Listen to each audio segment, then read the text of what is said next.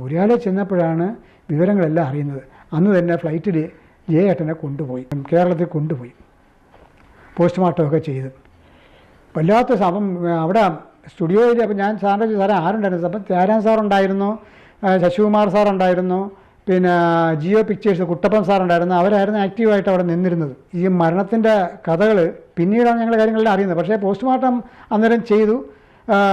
ബോഡിക്കകത്തുള്ള കുടലും ചങ്കും കരളും എല്ലാം റിമൂവ് ചെയ്ത് അവിടെ കംപ്ലീറ്റ് റിമൂവ് ചെയ്തിട്ട് ജയേട്ടൻ്റെ വെറും കൂടാണ് കേരളത്തിലേക്ക് കടത്തിവിട്ടത്. കാരണം ഇതിരുന്നാൽ ഡെഡ് ബോഡി അഴുകും, ഗന്ധം വയ്ക്കുമെന്ന് വിചാരിച്ചാണ് അവരവിടെ വെച്ച് തന്നെ ഉള്ളിലുള്ള എല്ലാ ഓർഗൻസും റിമൂവ് ചെയ്തിട്ടാണ് വെറും തോടാണ് സത്യം പറഞ്ഞാൽ കേരളത്തിലേക്ക് അയച്ചത്.